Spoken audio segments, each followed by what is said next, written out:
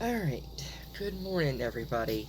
I want to come on and do an update for you. I just posted my Ipsy bag, um, and I had touched subjects about my husband being in the hospital, about them wanting to put another G tube in him.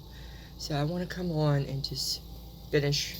I want to do an update because I also have a Yankee candle haul that I've got to put up. I'm going to put up that has about my husband in the hospital too, and I have a Beatman 1802 thing I'm going to put up that has something about it too. So I figure let me just go ahead, get on here, and give you all a quick update of what's going on with my husband. As you all, as I said, like in the Ipsy um, video, that he was in the hospital, that they wanted to put the G2 back in him, and that we both said no. And then I don't know if I said anything about they wanted to call hospice, because he was in the hospital. They were going to give him nothing per mouth. So I guess let me go back.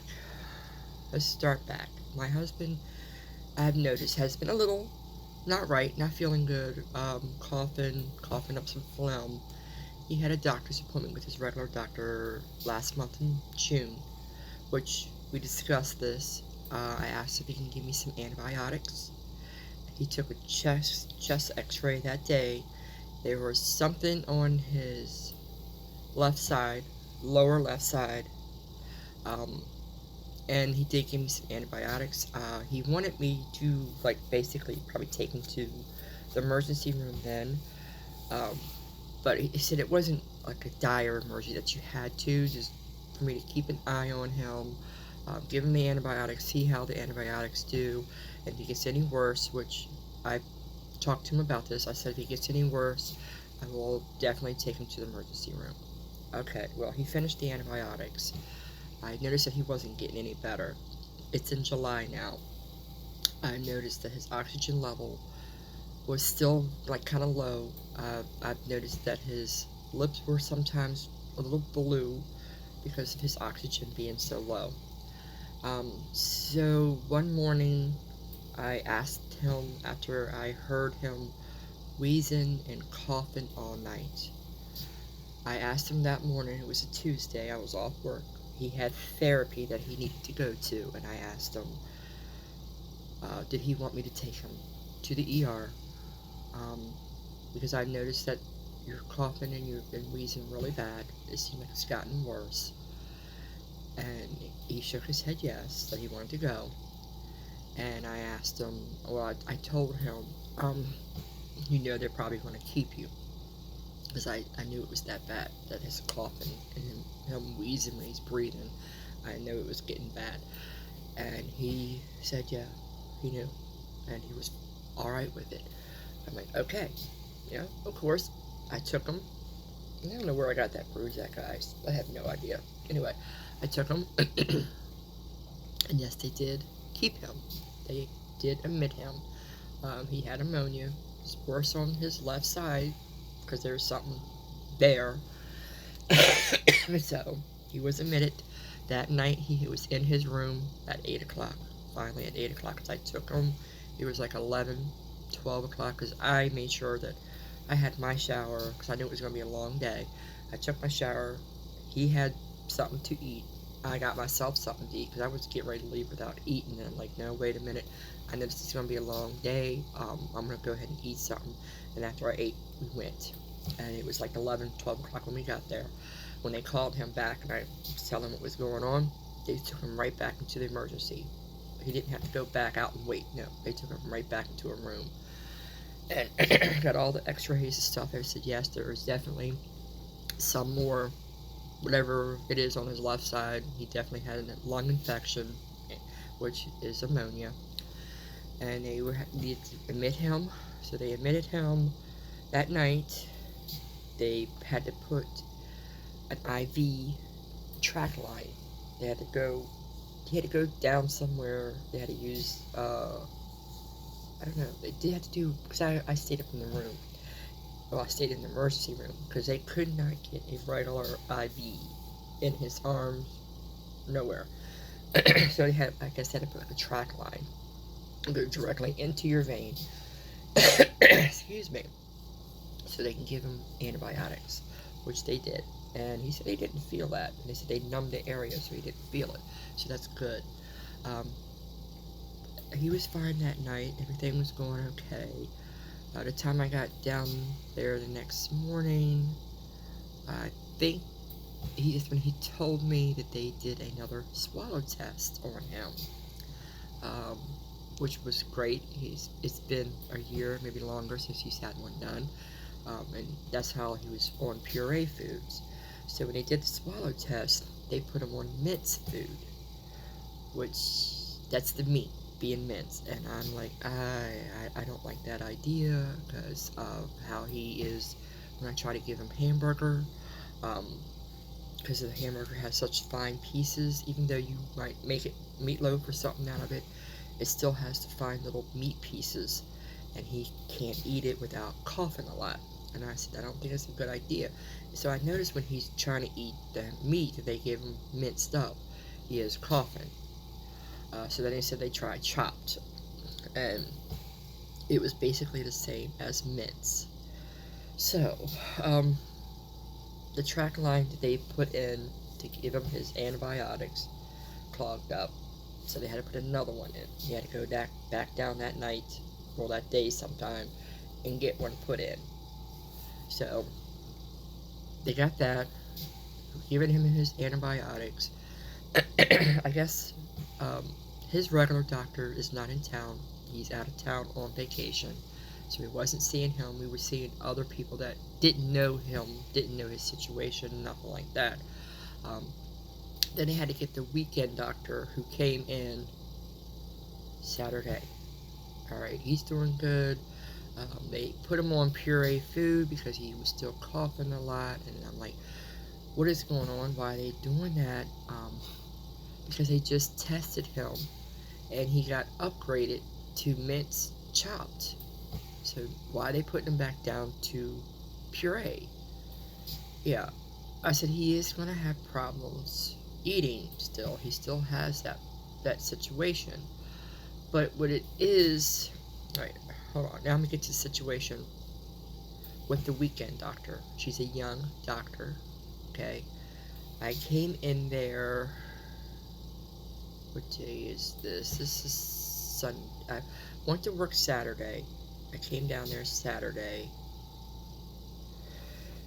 Trying to think, did they do another, like a swallow test then, or did they do it Sunday? Yeah, that's when I found out they were putting him on puree food Saturday. Okay, thought that was kind of weird. He passed the swallow test, he did good, they put him on mince, they put him on chopped food, and now they're putting him back on puree. Okay, so, I thought it was a little strange. Then Sunday, when I came there, they didn't give him anything. He did have whatever breakfast they gave him, because he was very upset that they had to put him back on puree food Saturday, and he didn't want to eat. But I did manage to get him to eat something, because I said, if you want to get out of here, honey, you have to eat. I said, I know it's nasty, it's not the best of food, but it's something is better than nothing. And this is what they want you to eat. So right now, you need to eat it. So I did get him to eat some of it. And then I came back Sunday, because I took off work. I asked my boss if I could take off. I have vacation time saved up. And she said yes. Because I thought he was going to be getting out Sunday. So that's why I asked if I could take off. So she said, okay. Then, the nurse got on the phone saying, family members here. I guess that was to the doctor. John informed me that he hasn't had any lunch. So I'm like, oh, well, that's weird. They didn't give you no lunch. I said, well, I guess you'll be getting dinner. And that's when a young doctor came in, tell me now that he is nothing per mouth, that they rechecked him with a small test where they give you liquids or they give you some pudding and stuff to see how you do. And that he did terribly, that he started coughing and turning red. did this 3 times. Okay, I'm like, alright, well that's awful weird that when he had the swallow test, the whole swallow test, that they bumped him up to puree chopped food. Um, so this doctor said, well, we want to go by the guidelines. He's not to eat anything, and I suggest, that's what she is, that we put the feeding tube back in him. And I looked at my husband. I already know. He's like shaking his head no. And I'm like, no. I said, I just don't understand why all of a sudden he just dropped back down to where now he needs the feeding tube all the time. When he came in here with puree food he could eat, and then he got, sorry, my phone just like freaked out, and then he got a thorough swallow test where he can get minced chopped food. And I was the one that was arguing with you about giving him that fine meat because that makes him cough. And then John was saying something about they don't have me up. I'm in bed eating. And when you're in bed, you're not sitting fully up. And that was the problem. That was the issue. They did not have him up in a chair, sitting up to eat. So when he's in bed, you're laying back and you're eating, it's not going down right. So she was trying to tell him that. I'm like hearing him, and I'm like, oh yeah, okay. But this doctor, no, you're not getting anything else to eat. We're refusing to put the G tube in. And then she goes, well, maybe I should get hospice in here. And I'm like, why the hell you need to get hospice? I'm thinking, what's going on? So then she left. She leaves because we're not gonna. I'm not gonna give him the G tube, and I told him I'll just take him home. I said, just let me take him home then. And she wanted me to wait until they got the oxygen set up to have it delivered. So if you're hearing a noise, guys, that is his tank. That if you see my Ipsy thing, that you've seen the tank, the oxygen tank that gives him oxygen while he's at home. He does have portable tanks, which is that little black case right there, the little black bag. It has the portable ones, and he has extra ones, which you can't see because they're out there in that room on the side, that when he goes out, he uses. So I said, yes, I would wait until we get the oxygen set up and delivered to the house, which that was Sunday, so we had to wait until Monday. I called my boss, I'm crying, I'm upset because I don't know what's going on. I said, how is it that he tested good, and then all of a sudden now they want to put the G tube back in him and all this other stuff. It just had me so worried. So I got off for a few more days of work. I said I got vacation time, so it helps. I let her know what's going on. She told me to go ahead. She's going to put me on some medical leave stuff and just use my vacation time until I get all this taken care of. I said, because they want to call hospice in and stuff like this. I don't know what they're going to do. Let them starve to death? Which wasn't going to happen because I went down that night to the cafeteria and brought him something to eat. He had some fish and some fries, and he ate a little bit, not a lot. He just didn't have much of an appetite. And then when I came back Monday, I stopped at KFC because I came around lunchtime. I stopped at KFC, I got us some chicken tenders, the meal, and I got a Popeye meal for us. And he ate a little bit of the Popeye, and then he ate some mashed potatoes. He said he didn't really have an appetite. So he did eat, and I didn't have any problem. He was sitting up in his chair when he did that, and I didn't have no problem. He might have coughed one time. That was it, and that was because I was giving him soda. So, the lady that did his swallow test, she was a young girl. She was there when he first had his stroke, and she was the one that performed his last swallow test a year ago, and she was the one that did his swallow test recently. And she came back in because I guess they wanted to get more checking done on him, some more swallowing tests, and she had like water, she had pudding, and he's sitting up in the chair not in bed, and she performs the simple little swallow test, and he did fine. And she's like, I don't understand what's going on. Why are they putting him? Why are they trying to put the G tube back in him? He's not aspirating. She says, I was there doing the test on him. He's on mints, chop. He's doing good. He has improved since last year. And then I was talking to her, and I said, well, John told me, I guess the doctor didn't listen. He was in bed still. He was not fully up. He wasn't sitting up like he's supposed to. And then she got that look. That's why. That's why he had the problem with the aspiration, because he was not fully sit up to eat. So she went and talked to the doctor, let her know what's going on, but he's fine. He is allowed to eat. So she come back. She she didn't apologize, which I think she should have, but she didn't. She says, yeah, I just talked to him. I said, yeah, he was laying in bed still, and that's why he had the problem, but he's fine. And she just came and talked to me, but she did not apologize at all for getting me all upset, getting him upset. And then she goes, well, we are getting oxygen ready, delivered. He can be discharged. And I'm like, well, he's getting discharged anyway, because I was taking him home that day anyway, so it didn't matter. I'm like, yeah, that's fine. I said, we're just waiting for the guy to come in with the portable oxygen, and then all this other stuff. So she left.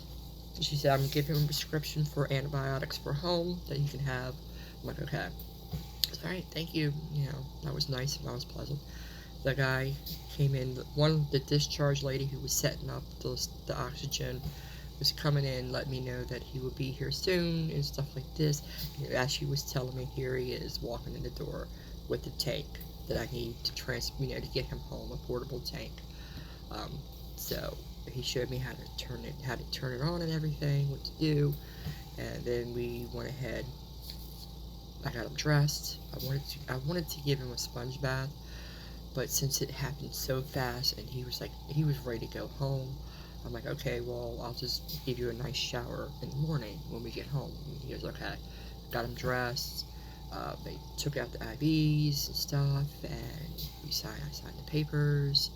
I put him in at his portable wheelchair, travel wheelchair was still in the room.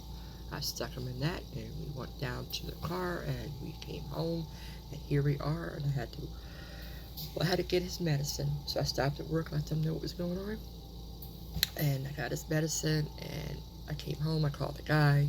It was like 6:30 then, because we didn't get out of there until 4:30, something like that.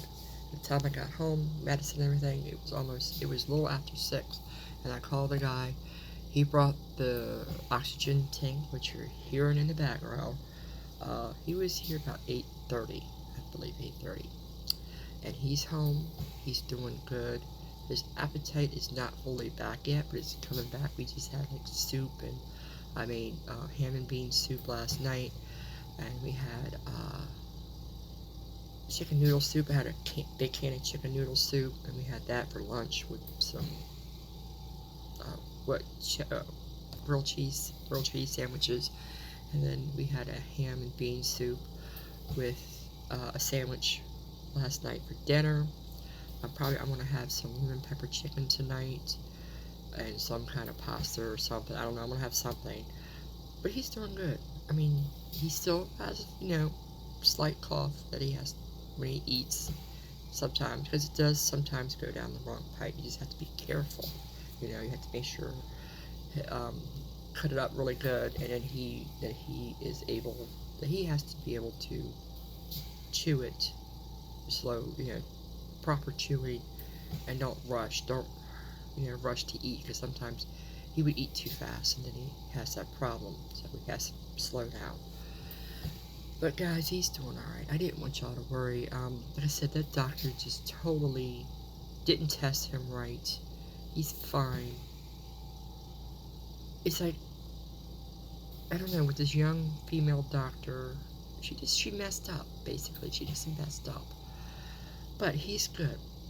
He's home. I have to have the oxygen home with him. I don't know how long if he's going to have it permanently. I don't know. He does have a doctor's appointment the 6th for his doctor for a follow-up, and I am going to have to make a doctor's appointment for a lung doctor they told me about, which I need to look that up. And he also needs to go to the foot doctor because he has an ingrown toenail. I think I forgot his appointment to her because he goes like every 3 months, and I think I forgot about it. So I need to call her, make an appointment. I need to get a hold of the lung specialist doctor to make an appointment. But he's fine. He's doing a lot better. He's still on the antibiotics he takes once a day. And other than that, he's doing good. Alright, I'm going to get off here. I'm going to go ahead and put this up now so y'all are not worried, because I do have the Ipsy one. I said something about it. And then I think the Yankee Candle haul, which I have not got up yet, also has something in it. But if y'all see the Yankee Candle ones, he's home now. He's doing okay. We're all good. Everything's fine. The doctor just messed up without letting him sit up. Like, he should have been sitting up, not laying in bed, to do a little swallow test thing. Because, like I said, he did that one swallow test. He did really good. He passed. He has improved since the last one of last year. So, he's doing good. Alright guys, I'm going to go ahead and go. I'm going to go get me some coffee and go see if he's ready to get up. Y'all have yourself a nice day. Alright, I'll talk to y'all later. Bye for now.